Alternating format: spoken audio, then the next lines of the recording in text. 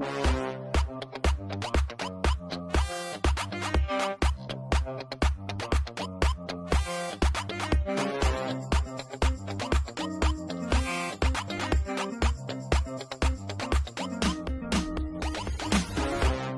a todos e sejam bem-vindos ao CC de Perfil. Eu sou a Eduarda e hoje temos connosco a professora Dora Santos Silva. Olá, obrigada pelo convite.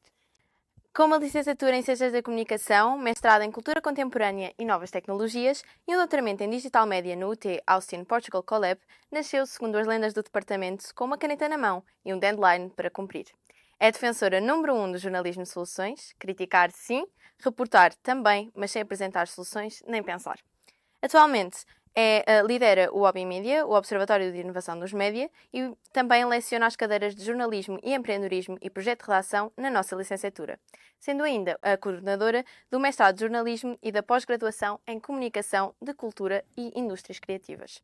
A nossa convidada de hoje é a prova viva de que um CV deve ter o tamanho de uma bíblia. Seja muito bem-vinda ao CC de Perfil e obrigada por ter aceitado estar aqui connosco.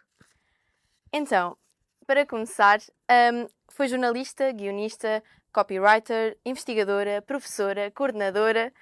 Se tivesse de fazer um pitch de elevador sobre si, como é que seria? Bem, que pergunta tão difícil logo para começar. Eu diria que o meu percurso como jornalista não foi homogéneo. Antes pensava que isso era um ponto fraco, agora sei que é uma virtude. Então, e estudou na FCSH. Foi embora, mas mais tarde acabou por voltar, onde está até ao momento, como professora associada. Será que a frase "nunca se é feliz duas vezes no mesmo sítio" se aplica? Claro que sim, eu não fui feliz só duas vezes, fui muitas vezes. Sempre regressei à nova FCSH. Eu entrei em 1996 para fazer a licenciatura. Depois entrei logo, acabei. Antes a licenciatura tinha 4 anos ou 5 anos, não é? A contar com o estágio. Eu tive aquela ideia de fazer logo o mestrado, mas desisti, só fiz o primeiro ano, porque entretanto já estava a trabalhar numa redação e não dava para compatibilizar. E portanto eu regressei à nova FCSH para aí em 2007 ou 2008 para terminar o mestrado, para fazer a componente da tese. Depois fui-me embora e voltei novamente para fazer um curso de verão em jornalismo empreendedor com um professor da Universidade do Texas, um professor que ficou no meu coração, Rosenthal Alves. Eu estava muito desiludida com o mercado de trabalho. Meu Deus, eu não devia dizer isto. Não, professora.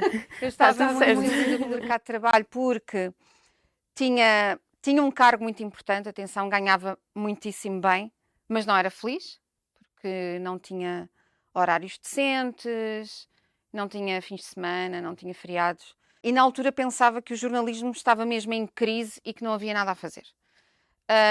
Vim fazer este curso de uma semana, era um curso de verão, e fiquei completamente apaixonada, quer pela empatia do Rosenthal Alves, como também pelo próprio curso, ou seja, que era possível inovar, melhorar o jornalismo, fazer uma série de coisas. E eu fiquei tão contente que fui falar com ele, com o Rosenthal, e o Rosenthal disse-me que ele dá aulas na Universidade do Texas, mas ele é do Brasil, e portanto tem aquele entusiasmo próprio dos brasileiros, que é espetacular, e portanto ele disse-me que havia este doutoramento, um consórcio entre a Universidade Nova de Lisboa e a Universidade do Texas, em média digitais, e que eu poderia estudar inovação nos média. E eu fiquei completamente apaixonada e foi aí que eu regressei pela penúltima vez à faculdade. Pois, porque agora está cá enquanto professora. Sim. E também é feliz enquanto professora. Sou super feliz.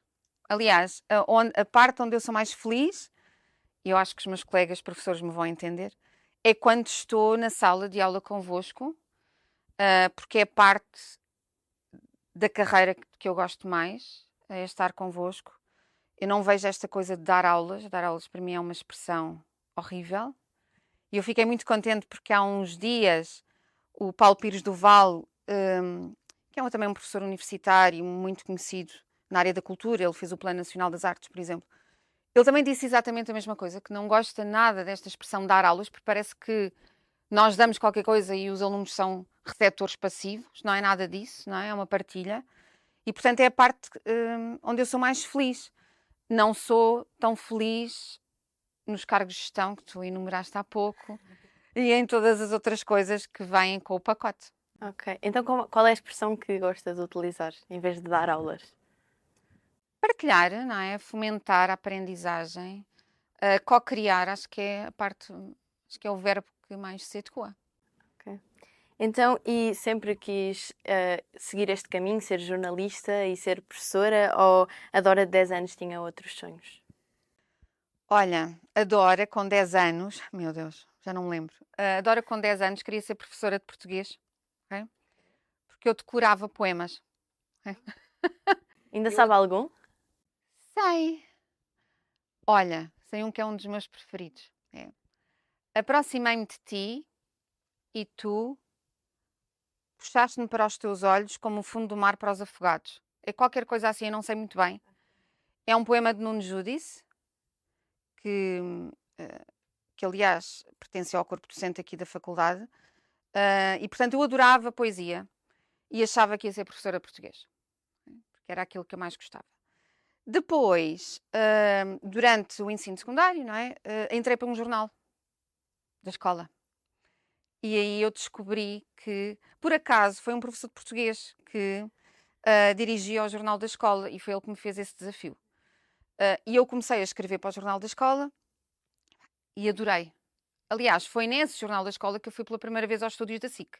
Fui entrevistar um jornalista, que agora não me lembro do nome, mas adorava esse jornalista. E eu simplesmente escrevi, disse que era uma aluna do 10º ano e queria entrevistá-lo e ele abriu-me as portas da SIC. E eu fui e fiquei deslumbrada. Não queria, nunca quis fazer jornalismo televisivo, mas fiquei um pouco deslumbrada com o jornalismo. Entretanto, também fazia teatro. E, portanto, desde o 10º ao 12º eu tinha este conflito. Se seguia jornalismo, se seguia só estudos portugueses. Mas acabei por escolher Ciências da Comunicação aqui, porque o curso tinha, e na altura eram cadeiras obrigatórias, tinha a componente de teatro, obrigatória, tinha a componente de cinema, e eu adorava todas estas questões, até porque eu fiz a especialização em jornalismo, mas também em comunicação e cultura, foi sempre uma área que me apaixonou, e portanto decidi vir para a licenciatura e esqueci esta coisa de ser professora de português. Bem-vindos à Hora de Atendimento, o segmento em que nós respondemos às vossas perguntas. Boa tarde, professora. Eu gostava muito de saber qual é a sua bebida alcoólica favorita. Eu não posso dizer isso, Francisco. Não devo dizer isso. Mas pronto, sim, gin tónico. Então, professora Dora, gostava de saber qual é que é o seu talento escondido. O meu talento escondido. O meu talento escondido é a dança. Eu acho que quase ninguém sabe. Olá, professora. Marta. Qual é que é a sua maior dica de cuidados para o cabelo? Muita máscara. Muita máscara. Muita máscara e muito sérum. Então, e estava a dizer, ao longo do seu caminho, a arte também teve um papel importante. Foi só o teatro ou houve outras artes? Olha, eu fiz teatro. A encenadora era espetacular. Depois ela dirigiu também um grupo de teatro ali no Liceu Camões. Também fiz dança. E sempre fui muito apaixonada pelas artes plásticas, não é? Ainda bem que eu agora tenho um filho de 8 anos que gosta de ir a museus, porque cada vez que vamos a um sítio novo, ele quer ir ao museu. Portanto, é ótimo. É mesmo filho da professora, É. então. E, portanto, sim, eu sempre gostei desta parte da cultura e da literacia cultural também. E por isso é que eu hoje aqui na faculdade oscilo muito entre o jornalismo e a comunicação de cultura. Portanto, e dou, no fundo, atuo nessas duas áreas. Então continua a ser algo muito importante e relevante na sua sim. vida. Já partilhou connosco que o que gosta mais é de dar aulas, mas dar aulas não, de fomentar a aprendizagem. Sim. Mas o que é que a fez decidir trocar o ritmo então da redação pela paciência da investigação e do ensino? Ou seja, foi só por causa do descontentamento ou também pode ter sido uma crise criativa ou uma chamada académica? Não, foi um acaso, na verdade. Foi um acaso. Eu, quando entrei no doutoramento, eu nunca tinha pensado em ser professora, ou ser professora universitária, não tinha esse objetivo. Mas eu entrei no doutoramento e durante o primeiro ano, era um primeiro ano curricular muito intensivo, porque era por causa deste consórcio, portanto eu tinha o dobro das cadeiras que outros alunos de doutoramento tinham, e eu não correu muito bem. Ou seja, porque, por exemplo, eu tinha aulas à tarde e depois à noite tinha de voltar para a redação. E, portanto, era uma coisa muito desafiante. E às tantas eu pensei se não seria bom concorrer a uma bolsa de doutoramento, ou seja, uma bolsa. Não é? Na altura eu pensei muito bem, porque a bolsa de doutoramento era metade ou mais ou menos metade do que eu ganhava. Não é? Mas eu pensei, ok, vamos lá ver, porque uma bolsa eu posso não trabalhar e posso dedicar-me só. Ou seja, o meu trabalho pode ser a investigação do doutoramento.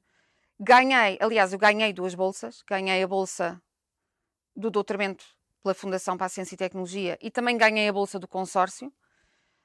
E na altura tomei esta decisão um pouco arrojada de aceitar a bolsa e de me despedir. Não é? Eu não me despedi, na verdade, porque os meus diretores não quiseram, deram uma licença sem vencimento. Ou seja, eu fiquei na mesma ligada à empresa, não é? Mas sem trabalhar e sem receber durante o período da bolsa. E, portanto, eu tinha sempre este plano B, o que era bastante confortável. Eu sabia que no final da bolsa eu podia sempre voltar. Não é? E eles queriam que eu voltasse. Mas, durante a bolsa, aconteceu uma coisa que eu não estava nada à espera. Que era, eu, de repente, tinha tempo para pensar. Tinha tempo para tomar um café, depois do almoço. Era algo que... Não tinha. Tinha tempo, por exemplo, para estar num café a ler. Tinha tempo para passear por Lisboa, que era uma coisa que eu adorava. Não é? Eu sempre fui muito apaixonada pela cidade. E na altura até vim morar com uma amiga antes do doutoramento, só para estar em Lisboa, porque eu morava na linha de Sintra. É Lisboa, claro. Mas eu queria estar na cidade, não é? Queria estar dentro. E, portanto, eu durante o doutoramento comecei a perceber que era possível fazer qualquer coisa com tempo. E com tempo eu podia ser muito mais criativa. Não é? Agora eu sei, porque entretanto li vários livros sobre ócio criativo. Na altura não tinha lido nada disso. E, portanto, para nós inovarmos e para sermos criativos, nós precisamos de tempo. Não é? Tempo para pensar, tempo para estar com as pessoas, tempo para passear. E era algo que eu não tinha. Não é? E, portanto, fiquei um pouco apaixonada por este tempo que eu comecei a ter. Depois também aconteceu uma coisa, o meu orientador do doutoramento foi o professor António Granado, não é? Que logo no primeiro ano me convidou para dar metade de uma cadeira no mestrado em jornalismo. Jornalismo cultural, porque eu tinha experiência nessa área. Eu tinha trabalhado para uma revista londrina de Arts Management. Tinha também estado a trabalhar na área de conteúdos de uma organização ligada às artes, a Federação Portuguesa de Artes e Ofícios. Eu tinha feito toda a parte de conteúdos para site, conteúdos para newsletter, ou seja, tudo o que era canais de comunicação eu tinha criado e também tinha feito um plano para os artesãos e os artistas terem formas de não só divulgar o seu trabalho, mas também nós fizemos catálogos enormes, já pensando na internacionalização dessas expressões artísticas e do artesanato. E, portanto, eu tinha alguma... e também tinha feito crítica. E, portanto, eu tinha alguma experiência na área. E comecei a dar essa cadeira, cadeira sobre jornalismo cultural. E, ao contrário do que eu pensava, adorei. Adorei dar isso, adorei. Adorei porque me obrigava a manter atualizada, ou seja, aquilo que eu tinha no jornalismo e que eu pensava que ia perder no ensino, que era esta obrigação de estar atualizada, saber o que se passa no mundo, estar no coração do mundo, não é? Como o fundador do Times dizia, eu conseguia ter também no ensino, com a vantagem de conhecer muitas pessoas novas, que era uma coisa que eu no jornalismo só tinha pontualmente, quando ia entrevistar alguém, quando ia fazer uma reportagem. Eu aqui podia dialogar, ter um diálogo mais contínuo, não é? E, portanto, comecei a gostar. Quando acabei o doutoramento, eu voltei para o trabalho, mas já não foi com o mesmo entusiasmo. Eu ia cheia de ideias, mas não conseguia concretizar nenhumas ideias. E, portanto, vi-me a enviar currículos para outras universidades para tentar experimentar a carreira académica. Portanto, eu antes de ganhar um concurso aqui para a Nova, eu estive na Autónoma, na Universidade Autónoma, estive no Instituto Superior Miguel Torga, em Coimbra, estive na Católica, na Universidade Católica Portuguesa, aqui, que é uma universidade que eu adoro e que mantenho no meu coração, e depois ganhei um concurso para professor auxiliar aqui, para começar a carreira. Sim. A diversidade académica de ter estado nestas várias universidades enquanto docente, o que é que lhe trouxe agora para a sua carreira? Eu acho que experiências diferentes são sempre ótimas, não é? Porque nos enriquecem, porque nos tornam mais tolerantes, humildes, não é? E portanto eu acho que quanto maior for a diversidade de experiências, melhor, não é? Por exemplo, eu disse-te que no princípio que não fiz um percurso homogéneo no jornalismo. Não fiz, porque a primeira experiência que tive no jornalismo foi na política e não gostei nada. E portanto eu saí do jornalismo, fui trabalhar para uma produtora de vídeo. Nós fazíamos na altura pequenos documentários para a SIC Notícias, que tinha começado há pouco tempo, e outras coisas. Depois saí portanto, nessa produtora de vídeo fui guionista, e fazia toda a parte de pesquisa para os diversos episódios do programa. Já não me lembro, acho que era um programa da SIC Notícias chamado Portugal Industry, será? Já não tenho a certeza. Depois regressei ao jornalismo, depois saí outra vez, fui para essa Federação Portuguesa de Artes e Ofícios, depois saí, porque eu nunca estava contente. Fui para uma agência de publicidade ser copy. Okay? Depois, e foi o sítio onde eu estive mais tempo, depois fui para uma organização de mídia que fazia uma coisa que agora já se faz muito, mas que na altura não se fazia, que era aquilo que se chama Custom Publishing, ou seja, eu trabalhava por eu editava, era editora de uma série de publicações, algumas só para a classe médica, outras só para doentes, não é? E outra em banca. E, portanto, na verdade, eu tive também muita experiência na área da saúde. Não é? Na saúde e na cultura foram as áreas onde eu estive mais. E eu acho que essa diversidade de experiências, quer no jornalismo, quer nos conteúdos mais ligados à comunicação estratégica, não é? Deram-me aqui espaço para perceber o que é que nós podíamos ir buscar à comunicação para o jornalismo. Por exemplo, o jornalismo só há pouco tempo é que se começou a preocupar mais com os leitores e com as comunidades para as quais se dirige, e eu já tinha essa preocupação sempre na área da comunicação, não é? E também a parte da criatividade, não é? Cada vez mais o jornalismo tem de ser criativo. E eu, quando fui copy, eu trabalhava muito com conceitos criativos. Portanto, esta diversidade de experiências para mim é muito salutar, e também, obviamente, a diversidade de estudantes e de universidades com as quais contactei. Portanto, eu acho que isso é, se eu quero ser estratégica, acho que é um dos pontos que me pode diferenciar, porque eu posso dar mais aos alunos. Sim, a diversidade também acaba por se refletir nos conhecimentos e na forma como também transmite a informação aos seus alunos. Bem-vindos à Época de Frequência, o segmento onde vamos saber as preferências da professora. Isto ou aquilo. Receber um livro autografado do Carlos Drummond de Andrade ou recuperar a sua coleção de 400 revistas que se estragaram com a umidade. Isso é uma pergunta impossível. Precisamos, não é? Carlos Drummond de Andrade, claro. Ser aluna na FCSH novamente ou ser professora na FCSH para sempre? Para sempre até à reforma. Ser professora na FCSH para sempre, até à reforma. Ahm, uma tarde na Gulbenkian ou uma tarde a informar-se no site das séries tv.pt? Na Gulbenkian. E a olhar para o telemóvel da aplicação Séries TV. Nunca mais publicar nenhuma reportagem ou nunca mais dar nenhuma aula? Nunca mais publicar nenhuma reportagem. Escrever no Culturoscópio ou na Mensagem de Lisboa? Ai, meu querido Culturoscópio, foi o meu primeiro blog. Não escrever na Culturoscópio. Não, Escrever na são Mensagem. perguntas terríveis. Ser a primeira a noticiar o problema ou ser a primeira a reportar a resposta? Ser a primeira a cobrir as respostas, sim, sempre.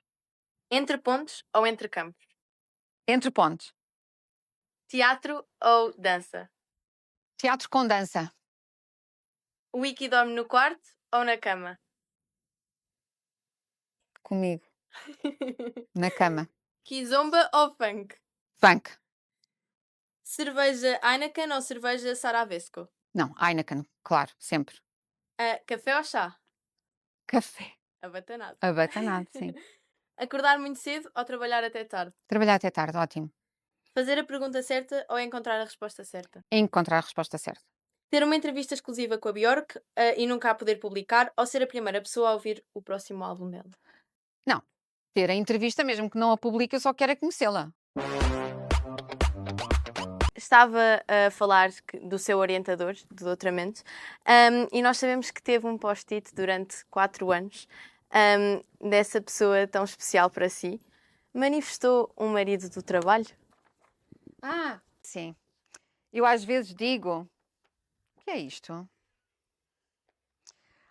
Pois é. É assim.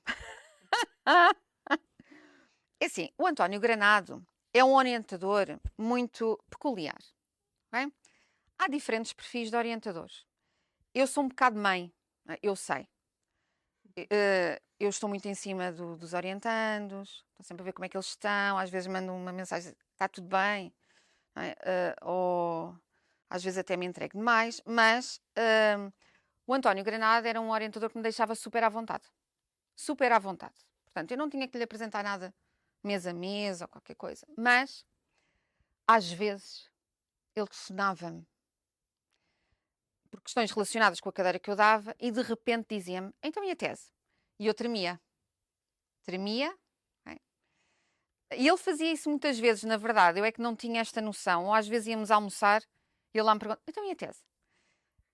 Pronto. Ou seja, era esta a pressão que ele fazia de forma muito subtil. E, portanto, eu tinha este post-it no computador que era para não me esquecer do compromisso que eu tinha para com ele, não é?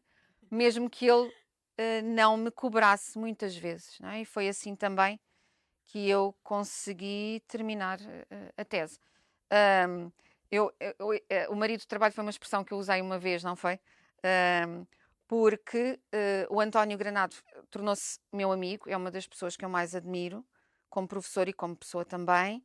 Claro que todos temos as nossas pancadas, não é? Mas o António tem esta particularidade de me telefonar muitas vezes. Até o Gui, que é o meu filho, já me diz: é o Granado.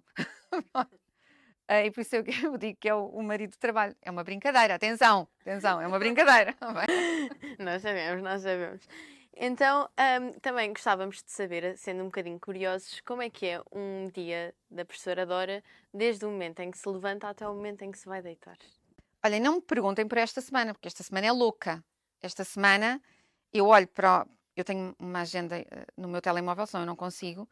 Eu tenho tudo desde as 9 da manhã, agora meio-dia e tal, não é? Portanto, desde as 9 da manhã que eu tenho hoje até às 8 da noite. Sem muitos intervalos, não é? Mas a culpa também é minha, eu confesso. Então, um dia normal durante a semana, é isso? Sim. Pronto. Bem, eu tenho esta coisa de ter de acordar às 7 da manhã, não é? Porque tenho um filho para pôr na escola. Pronto.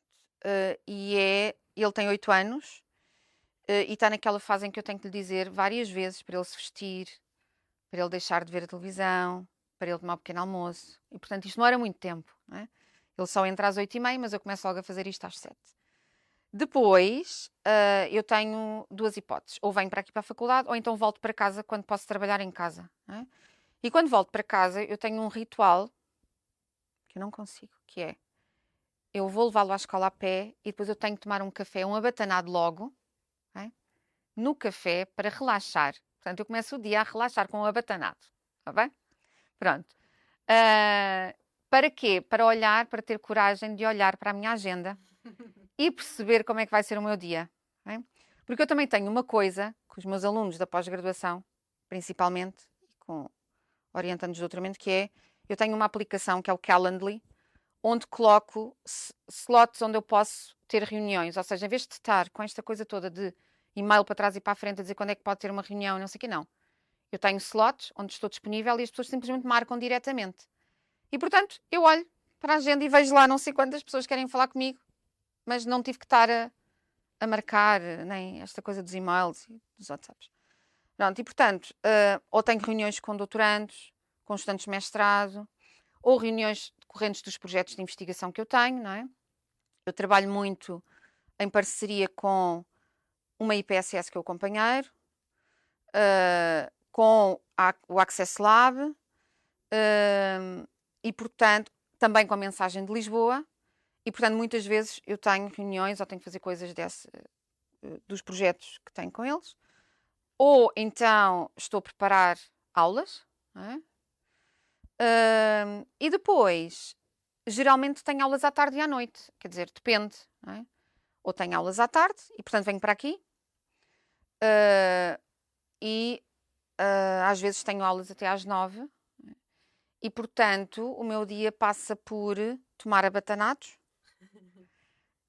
falar com alunos, preparar aulas, e também, quando tenho de fazer, estar a escrever um artigo científico, ou estar a escrever um relatório, ou estar... Pronto, tem esta componente que eu tento organizar, não é? Eu tento ter, nunca consigo, mas eu tento sempre ter 3 horas de trabalho criativo, onde eu posso estar a escrever o que eu estou a escrever, ou a escrever qualquer coisa para um relatório. Portanto, os meus dias nunca são iguais. Também me meti numa pós-graduação. Sim, foi assim. Eu no ano passado estava com este desejo de ter outra experiência internacional, porque eu acho que o doutoramento me trouxe muita coisa. E eu estava outra vez com esta questão de entrar num programa executivo, qualquer coisa, onde pudesse trabalhar a questão da inovação, numa perspectiva mais comunitária, de jornalismo comunitário. E encontrei esta pós-graduação em Journalism Innovation and Leadership, na Universidade de Lancashire. Concorri e entrei. E ao mesmo tempo, eu concorri ao mesmo tempo, mas as coisas aconteciam em tempos diferentes, só que depois tudo foi antecipado e eu acabei por estar a fazer as duas coisas ao mesmo tempo.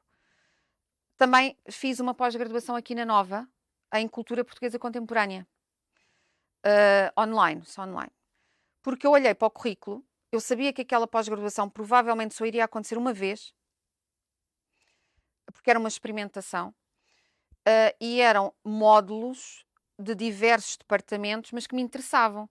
Teatro português contemporâneo, políticas culturais, dança, ou seja, cada módulos mesmo onde eu podia aprofundar e ter uma visão mais recente do que está a acontecer nestas áreas todas artísticas, não é? E na literatura também. E, portanto, eu comecei a fazer essa pós-graduação. Só que a pós-graduação da Universidade de Lancashire foi antecipada e também começou ao mesmo tempo. E, portanto, eu comecei a fazer duas coisas ao mesmo tempo. Tive pena, porque não aproveitei ao máximo. Mas, portanto, este ano eu andei também a estudar muito. A desenvolver estas coisas. Como é que arranja tempo para respirar? Não arranjo, mas eu para o ano já não tenho isto. Portanto, para o ano, ou seja, em janeiro de 2026, eu já não vou ter isto e, portanto, já vou poder tomar mais abatanados e passear mais pela cidade. Bem-vindos ao segmento Máquina do Tempo, onde conhecemos mais sobre o nosso convidado no seu tempo de estudante. Que tipo de aluna era na faculdade? Era uma aluna que estava sempre à frente porque via mal o quadro. Foi aluna na FCSH, qual é que é a memória que não esquece? Eu, na cantina, com o meu querido amigo Germano Almeida, e a Judite França e outros, em que trocávamos jornais, o Público, o Diário de Notícias, e foi nessa altura que eu me apaixonei pelo Eduardo Prato Coelho, apaixonei pelo crítico Eduardo Prato Coelho, e comecei a seguir compulsivamente o Fio do Horizonte, que era uma coluna que ele tinha no Público, O lugar onde passava mais tempo na FCSH. na cantina. Não havia, não sei como é que ele se chama. A Esplanada? Não, a cantina e a Esplanada, tens razão, a cantina e a Esplanada. Não havia aquele café na Esplanada. Ok. E o lugar favorito da FCSH? A Esplanada, E mantém-se. claro. Qual é que era a sua aula que era 100% faltável? Economia. Mas não era com o Luís Oliveira Martins, está bem? Ok. A professora era o tipo de aluna que adiantava os trabalhos e a matéria ao longo do semestre ou deixava acumular tudo para o fim? Deixava acumular tudo para o fim. Havia algum professor de quem não gostava particularmente no tempo de aluna? Não gostava do José Rodrigues dos Santos porque ele nunca vinha às aulas. E houve algum que tivesse de trabalhar depois? Sem ser o... Com quem trabalhasse depois? Sim, o António José Teixeira, que dá aqui aulas de jornalismo político, no mestrado em jornalismo. O Paulo Filipe Monteiro, que foi meu professor em teorias do drama e do espetáculo, que foi uma cadeira espetacular, que agora é meu colega aqui. E tive muitos outros professores, que agora são meus colegas. Mas houve uma... Não, má relação não, com nenhum. Não. E qual é que era a área do jornalismo que queria seguir quando estava a acabar o curso? Jornalismo cultural.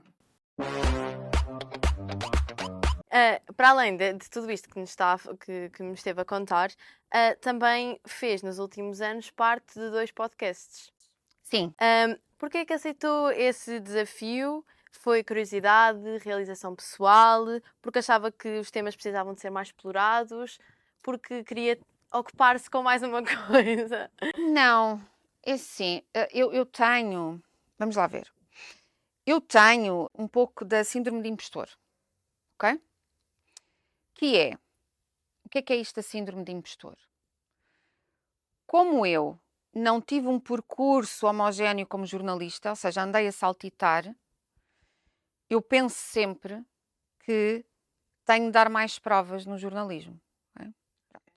Quando surgiu o convite para esse programa da Antena 1, okay, com a Catarina de Carvalho, que é uma querida amiga, e a Lucy Pepper, eu aceitei logo, porque queria ter essa experiência de rádio que nunca tinha tido. Okay? E foi uma experiência muito intensa, mas adorei mesmo. E também percebi na altura, porque depois o programa de rádio ficou disponível como podcast, não é? Percebi que o podcast era um meio com muito engagement. Agora isso já não é bem assim, porque já há muitos podcasts, não é? Mas era um meio que as pessoas podiam ouvir em qualquer sítio, quando quisessem. Portanto, eu comecei a interessar muito por esta questão do podcast. E o programa, entretanto, acabou, não é? Mas eu fiquei sempre com esse bichinho e surgiu a oportunidade de fazer um podcast sobre saúde mental. Por causa de um projeto que eu estava a ter com a IPSS O Companheiro. A IPSS O Companheiro submeteu uma candidatura e uma dos itens de produção dessa candidatura era um podcast. E, portanto, eu apresentei a ideia a outro querido amigo, o Paulo Castanheiro, que é um especialista em áudio, fantástico. Ele trabalha na Bauer Media e também dá aulas aqui, por acaso. E ele apresentou a ideia à Bauer Media gostou muito e, portanto, começámos a fazer esse podcast que passava, portanto, era um podcast da M80 e da Smooth FM e que estava disponível em todas as plataformas. Agora estamos a trabalhar na segunda temporada do podcast, sim. Então é algo que me gostou mesmo e que quero continuar. Gostei, porque a saúde mental é uma área que me interessa muito. Não é uma área que me interessa como investigação propriamente dita, embora já tenha feito alguma coisa, mas porque eu acho que a saúde mental precisa muito de ser trabalhada e há pouca literacia em relação à saúde mental, não é? E mesmo aqui, não é? Entre nós, porque a psicoterapia ainda é vista com muito estigma, só as pessoas que têm problemas é que fazem psicoterapia, não é de todo isso. E, portanto, a saúde mental é algo que me interessa desmistificar e trabalhar. Ok. Então, e o que é que ainda lhe falta realizar na sua carreira? O que é que ainda gostava de alcançar que ainda não conseguiu? Não sei, eu não penso muito nisso. Ok? Não penso muito nisso, porque as coisas nunca correram como eu as tinha planeado. Correram melhor, aliás. Não é? Eu penso que gostava de ter um órgão de comunicação social próprio. Gostava de lançar uma revista. Eu não posso dar muitos Detalhes, sim, sim, sim. detalhes. Gostava, além do órgão de comunicação social, que é o primeiro órgão de comunicação social aqui da faculdade, que é o Esplanada, foi uma ideia do António Granado, que ainda está a ser consolidada, não é? Vocês já estão a trabalhar para ela, mas ainda não foi lançada oficialmente. Mas também está a ser concretizada Exato. pela professora. Sim, em projeto de redação, não é? Mas sim, eu gostava de lançar um projeto editorial que colmatasse algumas necessidades que eu acho que ainda existem, nomeadamente na área da cultura e das artes e também na área da cidade, não é? De Lisboa. A Mensagem de Lisboa é ótima, é um órgão de comunicação social fantástico e eu tenho tido a oportunidade de trabalhar com a mensagem. Portanto, não estou a falar sequer de um projeto concorrente, é algo ligado à cidade, mas na área das artes e da cultura. Ok, interessante. Então, como gosta muito de cultura, também sabemos que gosta muito de viajar e sabemos que tem essa oportunidade a nível de investigação Sim. e a nível académico. Se tivesse de escolher um dos países que já visitou para viver, qual é que seria?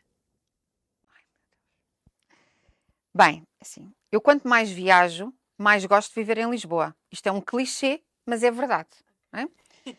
Por exemplo, eu tenho uma relação muito boa com Copenhaga, com a Dinamarca, não é? Mas já fui lá várias vezes. Mas eu até digo que tenho genes nórdicos. E é verdade, mas eu não me via a morar em Copenhaga porque é uma sociedade completamente diferente, tem muito mau tempo e nós só nos apercebemos de que precisamos do sol quando vamos para esses territórios. Eu gosto muito do sol, gosto muito de esplanadas, gosto muito de jardins. E, portanto, não me via viver em Copenhaga. Mas admiro muito os países nórdicos. E, portanto, eu vejo-me a viver em Lisboa. Então, e sabemos que há uma cidade também que não, se calhar não voltaria, que foi Atenas, que se calhar teve uma experiência menos agradável. Pois é. É assim, vamos lá ver. Eu já fui a Atenas 2 ou 3 vezes, já não me lembro. E eu não gostei da última vez que estive lá. Confesso que Atenas me pareceu. Eu estou aqui a ver o post que fiz. Foi a última vez que fui. Eu fui sozinha. Ou seja, eu fui sozinha. Eu fui dar um workshop a convite da Organização Mundial de Saúde para jornalistas dos Balcãs. E então fui lá dar esse workshop em jornalismo de soluções. Fui sozinha e então, sim, eu tentei sair às 9 da noite para dar uma volta, mas fui logo abordada por muitas pessoas. Também, eu depois percebi que estava numa parte má da cidade. Okay? E eu fiquei muito triste porque vi muitas pessoas em situação de sem-abrigo. Achei a cidade muito velha. Mas se calhar eu penso que quando as pessoas vêm cá, a Lisboa, se forem às partes más ou menos boas da cidade e virem muitas pessoas em situação de sem-abrigo, muitas lojas abandonadas, se calhar vão ter a mesma reação que eu tive. Mas a culpa não é da cidade, a culpa é de quem governa a cidade. Não é? E tal como eu acho que a cidade de Lisboa tem uma responsabilidade para com as pessoas, por exemplo, que estão em situação de sem-abrigo, não é culpa delas, não é? Eu acho que Atenas também tem de começar a pensar bem nas políticas públicas que têm e no próprio ordenamento do território, não é? E não, eu estava aqui a dizer que só me restava esperar que as próximas eleições autárquicas sejam parte da solução para que Lisboa não se torne mais assim. E, infelizmente, Lisboa está a tornar-se mais assim. Então, e se estamos a falar em mudanças, em pessoas com algum poder que podem mudar, se a professora fosse diretora por um dia, o que é que... do quê? Da faculdade, peço desculpa, da faculdade, o que é que faria, o que é que mudaria? Assim, eu tenho muita simpatia pela direção desta faculdade. Está há muito pouco tempo. Ou seja, esta direção só tomou posse em junho ou julho. E, portanto, tem vários desafios pela frente, nomeadamente a questão das instalações, não é? E toda uma série de problemas que herdou. Se eu fosse diretora por um dia, eu não conseguia fazer nada. Atenção, por um dia não dá para fazer nada. Mas, Hipoteticamente, nos sonhos. mas hipoteticamente, eu faria algo que eu acho que esta direção está a fazer também, mas que seria a escuta ativa. Okay? Ou seja, eu iria, e portanto o dia não iria durar 24 horas, vamos supor que hipoteticamente o dia iria durar muitos dias, eu ia tentar falar com todos os departamentos, todos os alunos, professores, investigadores, profissionais não docentes e não investigadores, portanto funcionários, porque eu acho que a escuta ativa é das coisas mais importantes para podermos diagnosticar problemas e encontrar soluções, não é? Quando eu falo em inovação, vocês já sabem disso, inovar não é nada tecnicista, não é nada de inventar a roda, é simplesmente conseguir perceber onde é que é preciso melhorar e ter as ferramentas para melhorar. Ou então ver o que é que está a correr super bem para manter o que está a correr muito bem. Ok. Então, e se daqui a 20 anos os seus alunos apenas se lembrarem de uma coisa da professora, o que é que gostaria que fosse? Ok, eu não queria que se lembrassem de mim como aquela professora não tem tempo para nada, que eu às vezes transpareço um pouco, porque eu não tenho, mas isso é algo que eu estou a mudar. Okay? Portanto, eu estou a tentar mudar isso. Okay? Gostaria que se lembrassem como aquela professora, isto é um pouco, eu não quero parecer muito arrogante, não é? Que os desafiou para além da zona de conforto, ok? E que às vezes parecia-te completamente doida a pedir-lhes certas coisas, mas essas coisas tinham uma razão. Okay? Portanto, às vezes, quando as coisas parecem desestruturadas, isto é, quando eu tento às vezes incluir um pouco de caos na sala, isso é bom para vocês. Não é? Ou seja, às vezes vocês precisam de estar no caos para conseguirem criar ou até ter algum caos mental para conseguirem pensar para além da vossa zona de conforto. Okay? Portanto, eu acho que gostaria que eles se lembrassem de mim assim. E também como aquela professora com quem podiam falar. Não é? Porque eu acho que eu tento dar essa abertura e vocês às vezes acho que notam que eu simplesmente começo a conversar convosco, não é? Porque eu também sinto esta coisa de... Agora já estou a divagar, eu sei. Mas às vezes eu acho que há alguma distância entre professores e alunos, não é? E que eu tento ultrapassar um pouco, porque tal como vocês não conhecem esta parte, eu também não conheço a outra parte. E para eu fazer bem o meu trabalho, não é? Para co-criarmos, eu preciso entender o que é que vocês fazem à noite, o que é que estão a ler, o que é que estão a ver, quais são as vossas preocupações. E eu tenho realmente essa curiosidade, não é? E, portanto, isso é algo que eu tento cultivar.